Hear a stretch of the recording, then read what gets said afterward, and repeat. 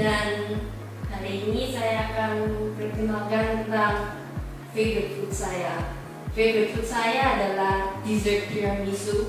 Mengapa tiramisu? Dari kecil memangnya suka tiramisu dan tiramisu favorit saya di Surabaya adalah yang dari Banyak. Soalnya saya merasa rasa aromanya di sana sangat berasa dan membuat rasanya lebih mencolok daripada hobinya saya di waktu luang saya adalah untuk menonton film. Nontonnya sering sekali saya menonton series, soalnya kita bisa memandangi karakter dari sudut pandang yang berbeda-beda dan mengapa event itu terjadi. Dan kita juga bisa melihat creative approach-nya dari director dan producer dan sebagainya. Dan yang terakhir adalah motto hidup saya. Motto hidup saya adalah at least try then do nothing. Karena saya merasa jika kita tidak mencoba untuk melakukan sesuatu hal, kita tidak bisa berkembang. Begitu saja, sekian dari saya.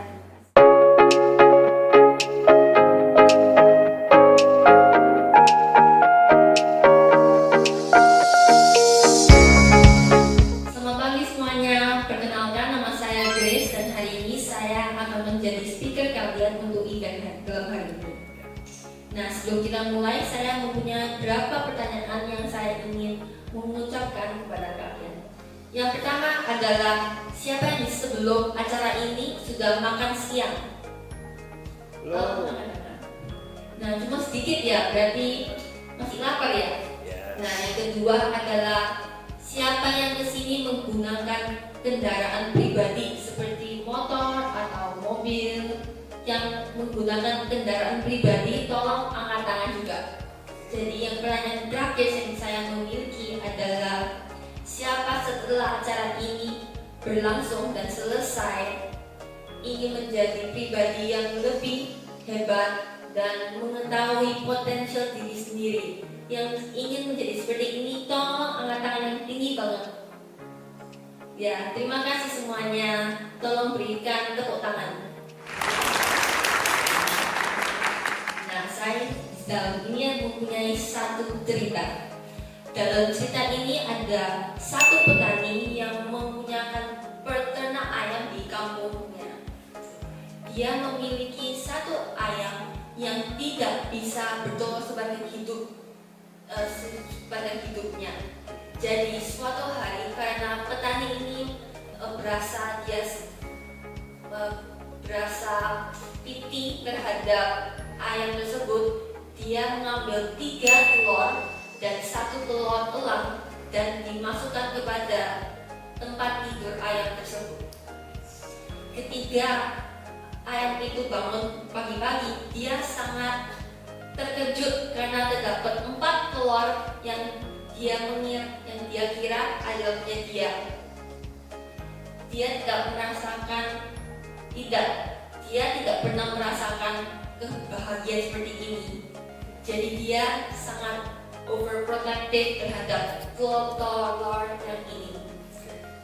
Jadi ketika telur ini sudah menetas, dia melihat bahwa dari 4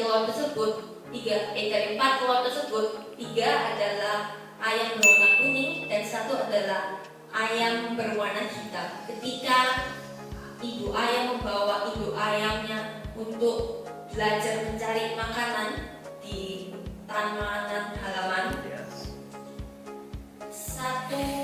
sebuah elang dewasa terbang di atasnya dan at that time the black chick looked up and said to himself, but his thoughts could be heard loudly, I want to be like him. He looks so big and so cool. But then his brother chick heard that and slapped him in the face. He said, you can't do that, you're a chicken. How can you be like him? He eats us, so why don't you be like him? And at that time, the black chick was like, okay, I can't be like him, so what should I think about that? I'm a chick, so what I can do is I need to find chatting.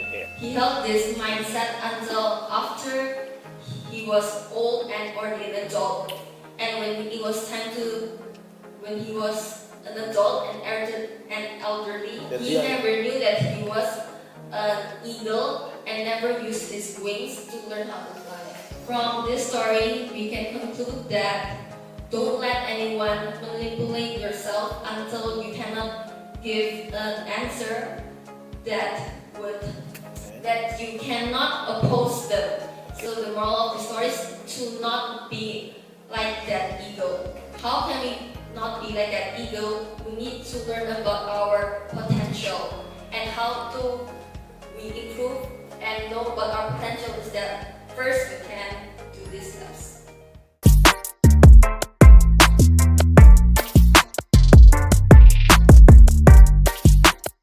Jadi memang kita mengupayakan teman-teman di Bali untuk mereka bisa bekerja, ready to work. Oke.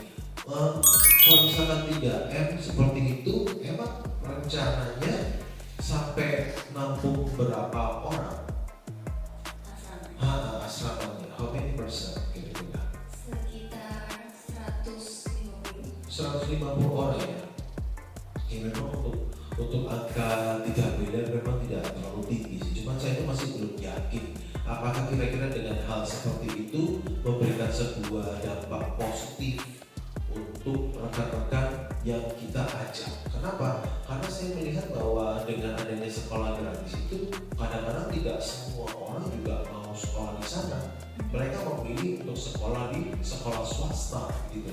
Apa nilai tambah dari sekolah kita?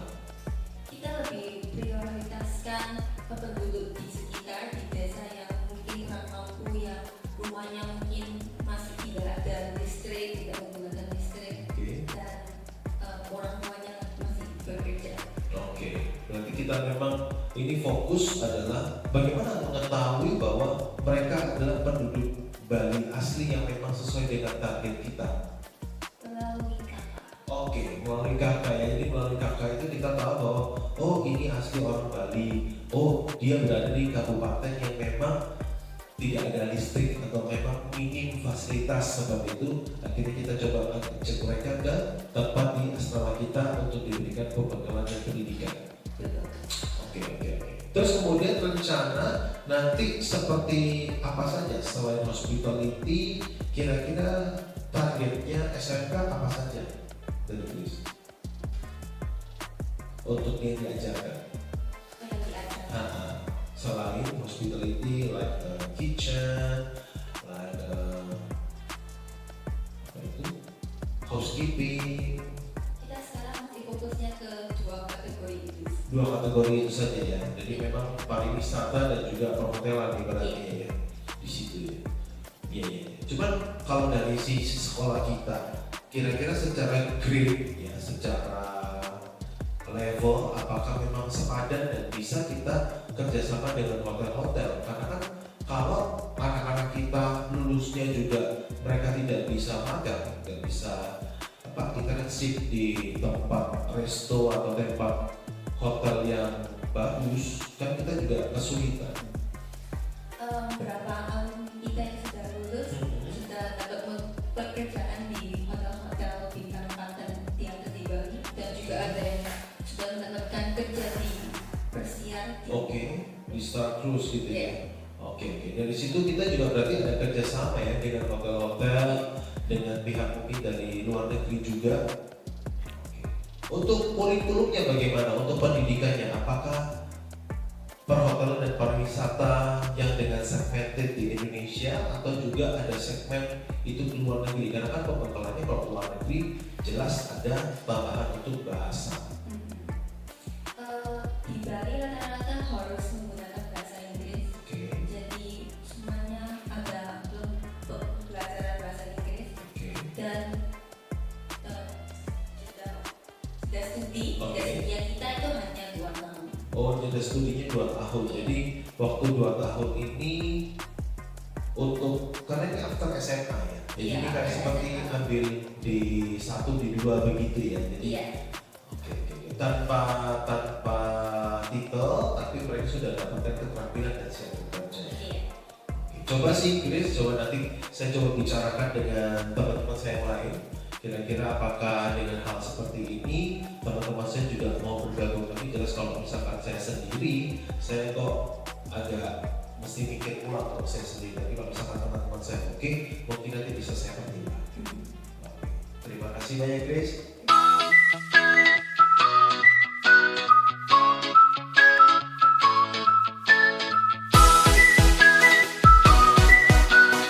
Good afternoon, everyone. How are you feeling today?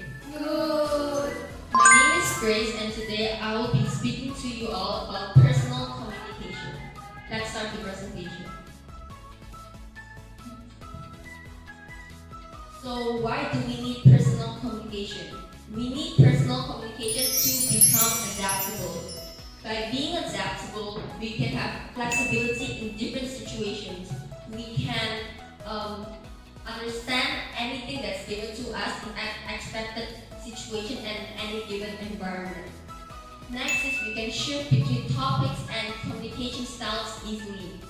We can understand what people are saying and they can understand what we are saying too by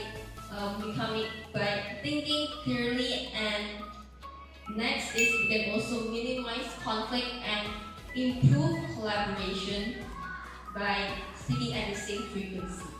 And lastly, by doing this all, we will become a much likable and approachable person to all that we're working with.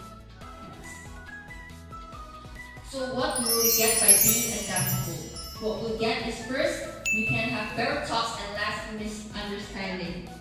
People will understand us better and we will have less disagreements and less conflicts, which will lead to a better team improvement. Next, we have less drama and less stress. This will lead us to have a much relaxed life and better quality outputs. Does anyone have any questions up until now? No. Okay, let's move on. So, how do we improve our personal communication? We can improve our personal communication by listening more and talking less. We must listen to what people have to say without interrupting them and thinking from what they have to say from their point of view and not just ours. We have to be critical but not without bias.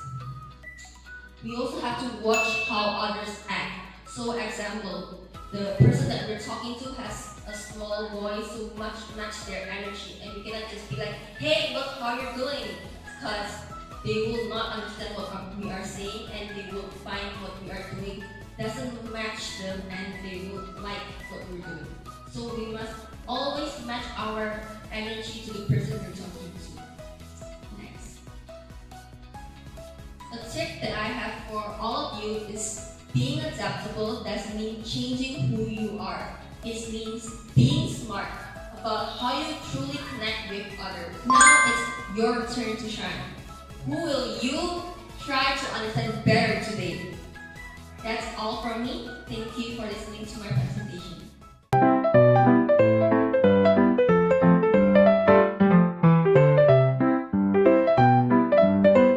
Good afternoon, everybody.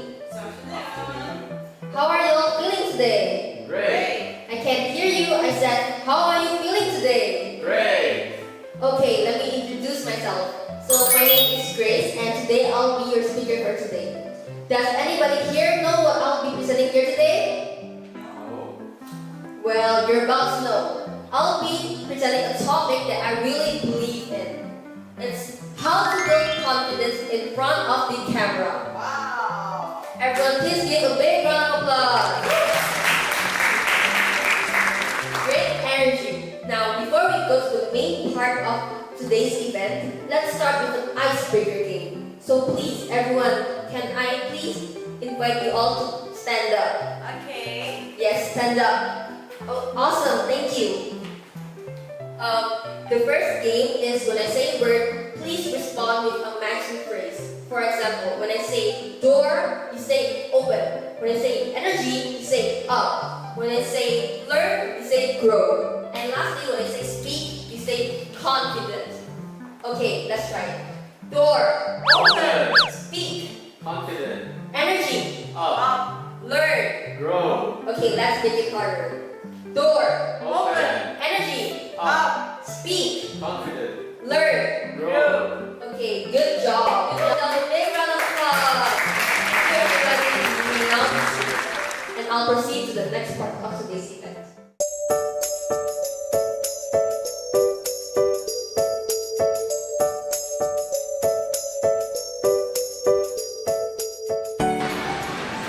Good afternoon, everyone.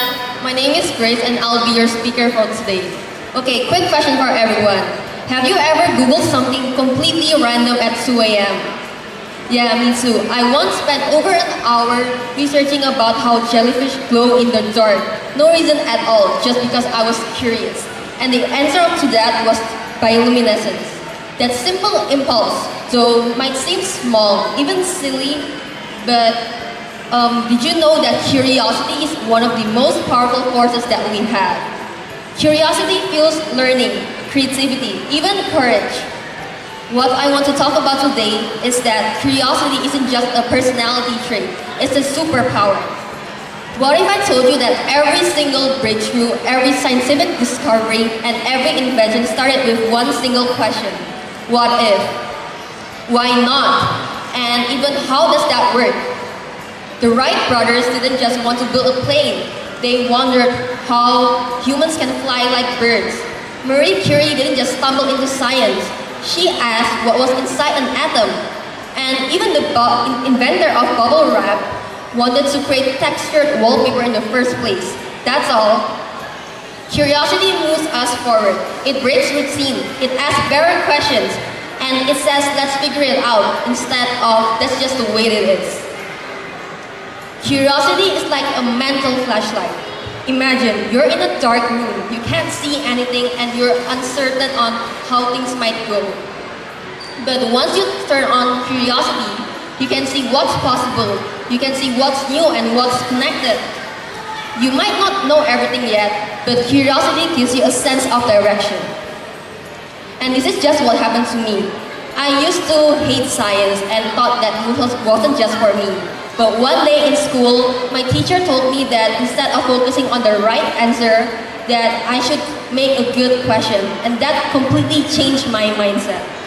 So instead of just memorizing facts and answer, I started wondering how stuff worked and why stuff did the things that they do. Okay, so now I want you guys to think of one question that you're curious about. And now imagine, if you follow that question through, where might it lead to? Will it lead to a new hobby, a new career, or maybe just a new fun fact to impress someone? And the truth is, curiosity helps us grow. It's not just about knowledge, it's about becoming interested in life. It makes us happy and makes us enjoy life better. So the next time you're unsure or even bored, don't just scroll away, lean in, ask more questions, because every why opens a door. And curiosity is the key to them all. Thank you.